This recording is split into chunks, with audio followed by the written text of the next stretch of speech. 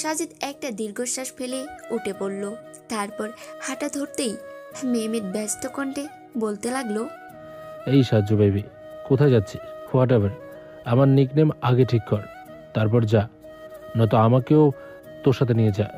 মহামান্য বলদ, আমি বর্তমানে টয়লেটে যাওয়ার জন্য পা বাড়িয়েছি। অনুগ্রহ করে আমার সাথে আসুন, দুজনে মিলে যাই। ওখানে গিয়ে আপনার নামটাও ঠিক করা যাবে। সাজিদের নাটক দেখে মেহমেদ জোরে জোরে হাসতে লাগলো। হাসতে হাসতে ওর চোখে পানি চলে আসলো। সাজিদের থেকে এমন আচরণ পাওয়া অসম্ভব ব্যাপার বটে, তাই মেহমেদ পারছে না হাসি থামাতে। মেহমেদ হাসি অব্যাহত রেখে সাজিদের কাছে চলে গেল। তারপর কাঁধে হাত রেখে ভাই, বাপ হতে যাচ্ছিস, হোয়াট এভার, এমন আচরণ কি তোর মানায়? তো তুইও বাপ হতে যাচ্ছিস, তোর তো উচিত পুরো নিজেকেই পরিবর্তন করা। এই ক্যারেক্টারের বাপ আমার ভাতিজির সহ্য হবে বলে মনে হচ্ছে না। আমার মতো বাপ পেয়ে ও ধন্য হবে, আর আমার মতো চাচু পেয়ে তোর বাচ্চা ধন্য হবে। হোয়াট এভার, আমি এত ভালো কেন হতে গেলাম? ইসরে, পাগলের সুখ মনে মনে। হোয়াট এভার ভাই, আমরা দুজনে বাবা চাচা হতে যাচ্ছি, আমি খুব খুশি। আমাকে টয়লেটে যেতে হবে আহাম্মক, নাকি তোকেও সাথে করে নিয়ে যাব? আমার অবশ্য কোনো আপত্তি নেই। তানজিদ উদাস মুখে ব্যালকনিতে দাঁড়িয়ে আকাশের দিকে তাকিয়ে আছে। রাইসা ভ্রুকুচকে ওর দিকে এগিয়ে গিয়ে বলল, এভাবে দাঁড়িয়ে আছেন কেন চিরকুমার স্বামী? আমি ভীষণ চিন্তিত বউজান। কেন? আপনি খুব দ্রুত মামা হতে যাচ্ছেন, আপনার তো খুশিতে নাচা উচিত। সেটাই তো চিন্তার কারণ। সর্বপ্রথমে আমাদের বিয়ে হওয়ার কথা ছিল, কিন্তু সাজিদ এসে সিনুকে হুট করে বিয়ে করে নিল। এটা অন্তত মেনে নেওয়া যায়, কিন্তু আমি এখনো বাবা না হতেই ওরা বাবা হয়ে যাবে, এটা মানতে পারবো না বউজান। রাইসা প্রথমেই কথাগুলো খুব মনোযোগ দিয়ে শুনছিল, কিন্তু শেষের কথা শুনে হতভম্ব লজ্জায় রাঙ্গা হয়ে গেল। ও কপট রাগ দেখিয়ে বলল, নির্লজ্জ লোক, এইসব কি বলছেন? আমাকে নির্লজ্জ বলছো? আমাকে? এখানে আমার মান সম্মান নিয়ে টানাটানি করা হচ্ছে, আর আমার বউজান কিনা আমাকে নির্লজ্জ বলছে। ছে! রাইসা তানজিদের আচরণে আহাম্মক হয়ে গেল। চোখ বড় বড় করে ও তানজিদের দিকে তাকিয়ে আছে। তারপর ওখান থেকে পালিয়ে যেতে ধরতেই তানজিদ ওর হাত খপ করে ধরে ফেলল। রাইসা ভয়ে একটা ঢোক গিলল। তানজিদ আত্মবিশ্বাসের সাথে বলতে লাগলো, আমি বাবা হতে চাই এবং দ্রুতই তোমাকে মা বানিয়ে দিব ইনশাল্লাহ বউজান। আমার মান সম্মান আমি সদা সর্বদা অক্ষুণ্ণ রাখবো। এভাবেই কয়েক মাস কেটে গেল। সিনুর অবস্থা এখন পুরো নাজেহাল। হাঁটা চলা করা ভীষণ কষ্টকর হয়ে গেছে ওর জন্য। তবুও আজ শপে এসেছে, সবার সাথে জেদ দেখিয়ে শপে এসেছে, কারণ আজ শপের কিছু জরুরি কাগজপত্রে সাইন করা লাগবে, যেখানে চারজনেরই স্বাক্ষর সমান গুরুত্বপূর্ণ। সবাই বলেছিল বাসায় গিয়ে সাইন করিয়ে নিয়ে আসবে, কিন্তু সিনু রাজি হয়নি, কারণ উনি পাকনামো আর মাতব্বরি না করলে ওনার পেটের ভাত হজম হয় না। সিনু শপের একটা নির্দিষ্ট জায়গায় চেয়ারে বসে আছে। রাইমার আসতে আজ একটু দেরি হয়েছে। ও আসতেই ওরা সবাই স্বাক্ষর করে দিল। কিছুক্ষণ পর সিনুকে সাজিদ বাসায় রেখে আসবে। আজ রাইমার মুখটা গম্ভীর হয়ে আছে। বাসায় আজ রিয়াদের সাথে ওর একটা ভালোই ঝগড়া হয়েছে, তাই মুড ভীষণ খারাপ ওর। হঠাৎ তানিয়া রাইমাকে উদ্দেশ্য করে বলল, ভালো কথা, নাভিন ভাইয়ার সাথে তোর বিয়েটা কবে হবে রে? একটা কথা কান খুলে শুনে রাখছিনু, আর আমার বাচ্চা হওয়ার পর বিয়ে করবি, তার আগে না, নয়তো এর হিসেব আমি পরকালে গিয়ে নেব। এমনিতেই রাইমার মেজাজ খারাপ হয়ে আছে, তার উপর নাবিনকে নিয়ে এসব কথা শুনে ও প্রচণ্ড ক্ষেপে গেল। টেবিলে সজোরে ঘুষি মেরে গর্জন করে বলল, তোরা কি চুপ করবি না? এই তোদের বুদ্ধি নেই মাথায়? আমি কি একবারও বলেছি ওই ছেলেকে আমি বিয়ে করতে চাই? তাহলে তোরা আমাকে এত জোর করতেছিস কেন? আমার মতামতের গুরুত্ব কি তোদের কাছে একটুও নেই? তোরা যদি সত্যি আমাকে নিজের বেস্ট ফ্রেন্ড মনে করিস, তাহলে এই নাম আর আমার সামনে উচ্চারণ করবি না, বুঝেছিস তোরা? সিনুরা এখনও হতভম্ব হয়ে ওর দিকে তাকিয়ে আছে। তানিয়া নিজের পেটে হাত রেখে বিড়বিড় করে বলল, বেবি, তোমার মাম্মা তোমার রাইমা খালামণির এইরূপ আচরণের জন্য পরকালে গিয়ে হিসেব নেবে। তুমি সাক্ষী থেকো বেবি। রাইমা হাঁপাচ্ছে। হাঁপাতে হাঁপাতে পিছনে ঘুরতেই ও সামান্য চমকে উঠল। নাবিন ওদের শপের দরজায় ঠায় দাঁড়িয়ে আছে। ওকে দেখতেই রাইমার রাগ তীর তীর করে বেড়ে গেল, চোখ জ্বলে উঠল। ও ব্যস্ত পায়ে নাবিনের দিকে এগিয়ে গিয়ে হাত উঁচিয়ে বলল, আর এই যে আপনি কান খুলে শুনে রাখুন, আমি আপনাকে পছন্দ করি না। সো আমাকে উঠবি উঠবি বলা বন্ধ করুন। আমার এই ডাকটা জাস্ট অসহ্য লাগে। আপনার যদি ন্যূনতম লজ্জাটুকু থেকে থাকে তাহলে দ্বিতীয়বার আর আমার কাছে আসবেন না। প্লিজ দয়া করুন আমাকে। আমি আপনার চাই না, জোর করবেন না আমাকে। নাবিন অবিচল দৃষ্টিতে রাইমার রক্তিম মুখটার দিকে তাকিয়ে আছে। ওর ভীষণ হাসপাস লাগছে। রাইমা ওর থেকে মুখ ফিরিয়ে গটগট পায়ে অন্যদিকে চলে গেল। ও চলে যেতেই নাবিনের চোখ দিয়ে এক ফোঁটা পানি গড়িয়ে পড়ল। তা দেখে সিনুর হৃদয়টা মুচড়ে উঠল। আপন ভাই না হলেও আপন ভাইয়ের থেকে কম কিছু না নাবিন, তাই ওর কষ্ট সিনু সহ্য করতে পারছে না। সিনুর সাথে সাথে রাইসা আর তানিয়াও করুণ মুখে নাবিনের দিকে তাকালো। নাবিন লম্বা লম্বা পা ফেলে সব থেকে চলে গেল। ওরা তিনজন অসহায়ভাবে বসে আছে। না, রাইমাকে কিছু বলল না, নিজেদের সাথে কোনো কথা বলল। অবশ্য রাইমাকেও বা কি বলবে ওরা, ওর মন সায় না দিলেও কি করতে পারে। সিনুর ভীষণ বুকে ব্যথা শুরু হয়ে গেল। ও নাবিনের চোখ দিয়ে পানি গড়িয়ে পড়ার দৃশ্যটা সহ্য করতে পারছে না একদম। এভাবে ছটপট করতে করতে সিনু আচমকা চেয়ার থেকে পড়ে গেল। পেটে হাত চেপে ব্যথায় কোকিয়ে উঠল ও। ঘটনার আকস্মিকতায় সবাই ছুটে আসলো ওর কাছে। সাজিদ ওর দিকেই নজর রাখছিল এতক্ষণ। ওকে পড়ে যেতে দেখেও দৌড়ে ওখানে চলে আসলো। সাজিদ এসে ওকে নিজের উড়ুতে রেখে বলল, কি হয়েছে সিনু পাখি?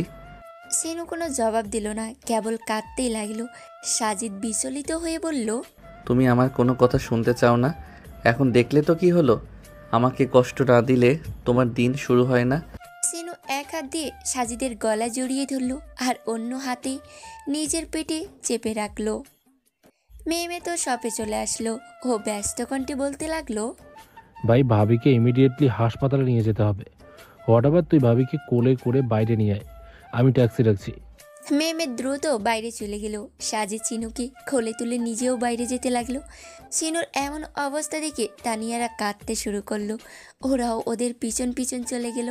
মেয়ে ট্যাক্সি দাঁড় করিয়ে সাজিদ আর সিনুকে সেখানে উঠতে সাহায্য করলো। ওরা ওটার সাথেই ড্রাইভার ট্যাক্সি স্টার্ট দিল। রাইমা আর রাইসা দ্রুত আরেকটা ট্যাক্সি দাঁড় করাতে ব্যস্ত হয়ে পড়ল। তানিয়া পেটে হাত চেপে এক জায়গায় দাঁড়িয়ে ক্রমাগত কাঁদতে লাগলো। মেয়ে নিজের বাইকের দিকে যাবে এমন সময় তানিয়ার দিকে নজর পড়তেই ও থেমে গেল। তানিয়ার দিকে এগিয়ে এসে নরম কণ্ঠে বলল, শান্ত হও, ভাবির কিছুই হবে না।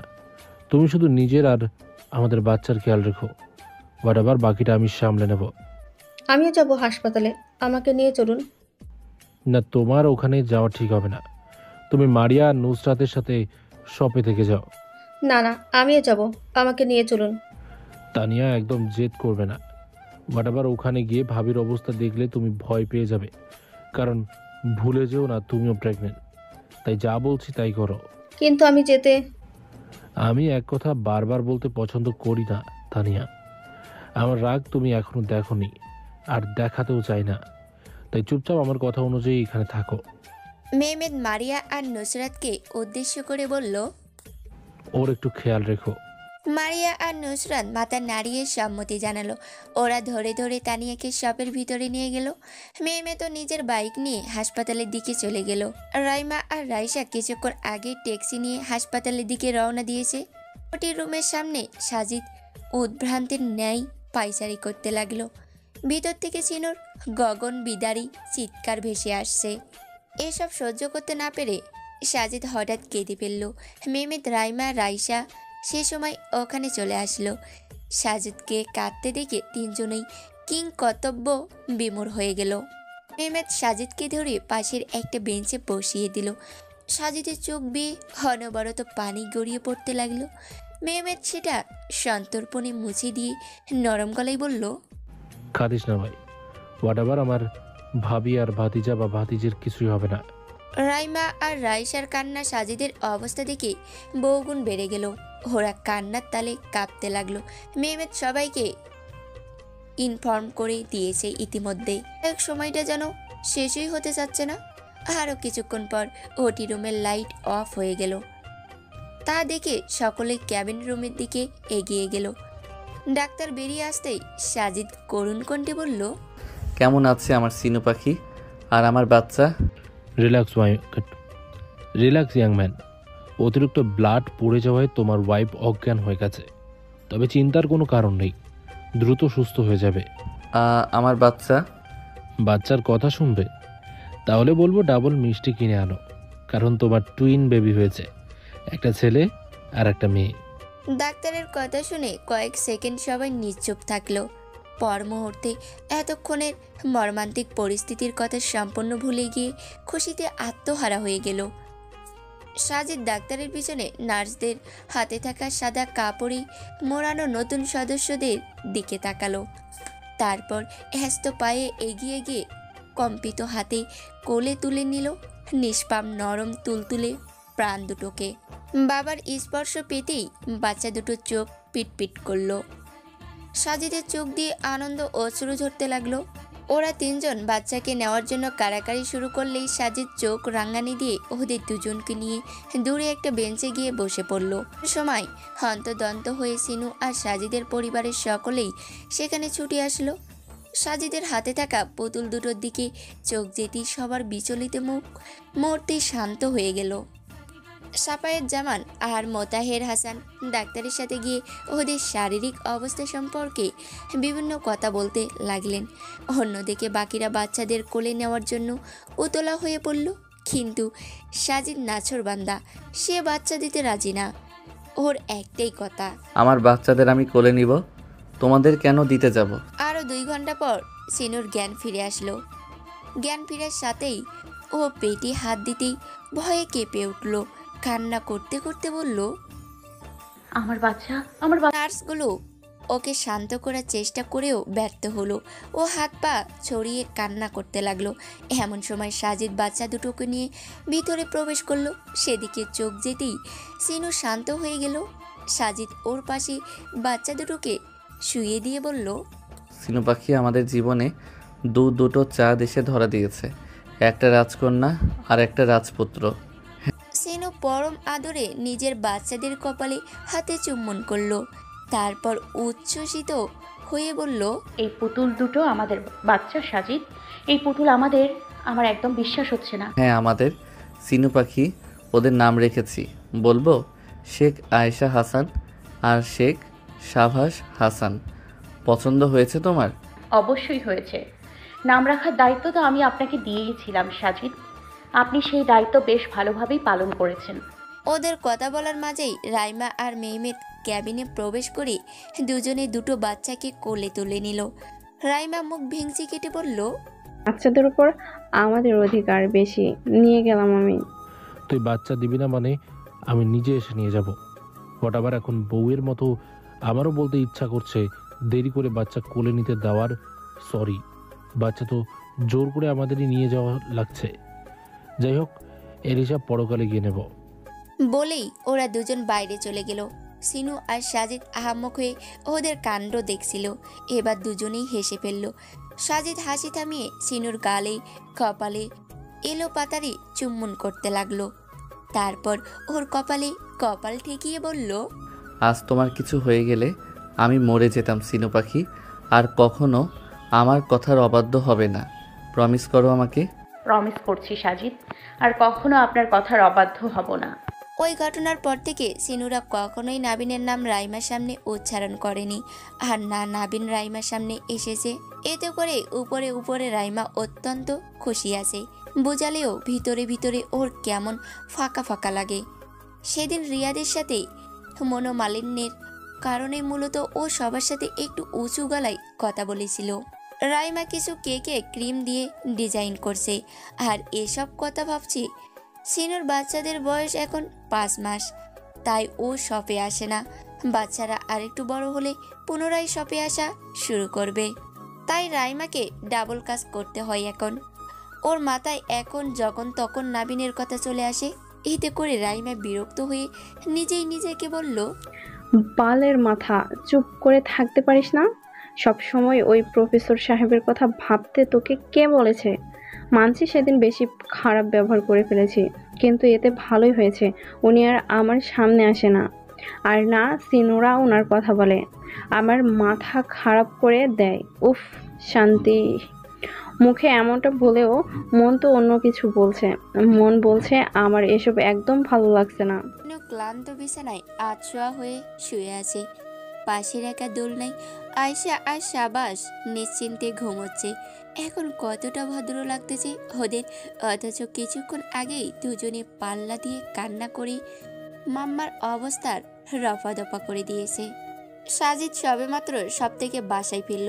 রুমে প্রবেশ করে একবার বউ আর একবার বাচ্চাদের দিকে তাকালো। সাজিদ সামান্য হেসে প্রথমে বাচ্চা দুটোর কপালে চুম্বন করে সিনুর কাছে চলে আসলো। তারপর ওর গালে হাত রেখে বলল, আমার বাচ্চাদের মাম্মার কি হয়েছে? সিনু ধীরে ধীরে চোখ মেলে তাকালো। সাজিদ ওর দিকেই তাকিয়ে আছে। সিনু ঠোঁট উল্টে ওকে জড়িয়ে ধরে বলল, আমার বাচ্চারা ভালো না। আপনি বাসায় থাকলে একদম একদম প্রথম সারির ভদ্র বাচ্চা হয়ে যায়, আর আপনি চলে যাওয়ার সাথেই দুই ভাই বোন মিলে আমাকে জ্বালিয়ে মারে। এই বাচ্চাগুলো নিশ্চিত আমাদের না, কেউ অদল বদল করেছে। হুম, আমাদেরই বাচ্চা। ওরা আমার মতো তোমাকে জ্বালাতে পছন্দ করে। সাজিদ চিনুকে নিজের থেকে ছাড়িয়ে ওর গাল দুটো আলতো করে ধরে কপালে চুম্বন করলো। তারপর ওর ঠোঁটের দিকে নিজের ওষ্ঠু এগিয়ে নিয়ে যাবে, তখন সাবাস কেঁদে উঠল। সিনু উঠতে ধরতেই সাজিদ ওকে আটকে দিয়ে বলল, তুমি বিশ্রাম নাও, আমি ওদের সামলাচ্ছি। সাজিদ উঠে গিয়ে সাবাসকে কোলে নিয়ে পায়চারি করতে করতে ওর সাথে কথা বলতে লাগলো। বাবার গলা শুনে কিছুক্ষণের মধ্যেই সাবাসের কান্না থেমে গেল। চোখ পিটপিট করে বাবার কথাগুলো মনোযোগ দিয়ে শুনতে লাগলো। সিনু মুগ্ধ হয়ে বাবা ছেলের দিকে তাকিয়ে আসে। কিছুক্ষণ পর সাবাস ঘুমিয়ে পড়তেই সাজিদ ওকে দোলনায় নিয়ে গিয়ে শুয়ে দিল। সাজিদ হাত ছেড়ে সিনুর কাছে আসতে যাবে, ঠিক তখনই আয়শা কেঁদে উঠল। তা দেখে সিনু মুখে হাত চেপে হেসে উঠে বলল, শুরু হয়ে গেল এদের দুজনের অভিনয়। একজন চুপ হওয়ার সাথেই অন্যজনের কান্না শুরু হয়ে যায়। সামলান এখন সাজিদ, আমি তো ঘুমালাম। বলে সিনু ঘুমিয়ে পড়ল। সেদিকে এক পলক তাকিয়ে সাজিদ আয়শাকে কোলে নিয়ে বলতে লাগলো, আম্মু জান, কান্না করছো কেন? বাবা আছে তো। কান্না করা ভালো মেয়ের গুণ নয়, যদিও তোমার মাম্মা কথায় কথায় কান্না করে। যাই হোক, তবু তোমার মাম্মা বেস্ট। তুমি যদি মাম্মার থেকেও বেস্ট হতে চাও তাহলে কান্না করা ছেড়ে দাও, বুঝেছো? আয়শার সাথে সাথে কান্না থামিয়ে দিল। তা দেখে সাজিদ প্রফুল্ল চিত্তে বলল, ব্রাভো আম্মু জান, এই না হলে আমার মেয়ে। আয়শা দুহাত নাড়াতে নাড়াতে বাবার দিকে তাকিয়ে খিলখিল করে হাসতে লাগলো। সাজিদ ওকে আরও কিছুক্ষণ ভুচুং ভাচুং কথাবার্তা বলে ঘুম পাড়িয়ে দিল। তারপর দোলনায় গিয়ে শুয়ে দিল। বাচ্চাদেরকে আরেকবার আদর করে সাজিদ বিছানায় এসে সিনুকে পিছন থেকে জড়িয়ে ধরে শুয়ে পড়ল। শপের কাজ বলতে গেলে এখন রাইমাকেই সামলাতে হয়, কারণ সিনু তো বাচ্চা নিয়ে ব্যস্ত। তানিয়ার পোটলা পুটলি যে কোনো মুহূর্তে পৃথিবীতে ল্যান্ড করতে পারে। আর রাইসা 5 মাসের প্রেগনেন্ট। রাইমা একটা দীর্ঘশ্বাস ফেলে হতাশ কণ্ঠে বলল, আমার এখনো বিয়েই হলো না, আর এরা বাচ্চা পয়দা করার কম্পিটিশন শুরু করে দিয়েছে। কথাটা বলার সাথেই রাইমার চোখের সামনে নাবিনের মুখটা ভেসে উঠল। তা দেখে রাইমা নিজেই থতমত খেয়ে গেল। গলা খাকারি দিয়ে ও নিজেকে সামলে নিল। শপের কাজ মারিয়া আর নুসরাতকে বুঝিয়ে দিয়ে রাইমা ভার্সিটিতে চলে গেল। এতদিন নাবিন ওর সামনে না আসলেও রাইমা বেশ কয়েকবার ওকে ভার্সিটিতে দেখেছে। আজও নাবিনকে দেখার প্রবল আশা নিয়ে রাইমা ভার্সিটিতে প্রবেশ করলো, কিন্তু ওর দেখা কোথাও পেল না। অগত্যা ক্লাসে চলে গেল। ক্লাস শেষে আবারও নাবিনকে খুঁজলো, কিন্তু এবারও ওকে পেল না কোথাও। রাইমা শেষে ইতস্তত করে একটা মেয়েকে বলল, নাবিন স্যার কোথায় বলতে পারবে? নাবিল স্যার তো কিছুদিন থেকে ভার্সিটিতে আসে না। কেন? সেটা তো বলতে পারবো না, হয়তো স্যারের ব্যক্তিগত লাইফে কোনো সমস্যা চলছে। রাইমা আর কিছু জিজ্ঞাসা করলো না, উদাস মুখে ভার্সিটির মাঠে চলে গেল। কিন্তু আজ সেখানে নাবিল নেই, সাথে স্টেডিয়ামে কোনো মেয়েও নেই। কয়েকজন স্টুডেন্ট ক্রিকেট খেলছে শুধু। রাইমা অন্যমনস্ক হয়ে হাঁটতে হাঁটতে বিড়বিড় করে বলল,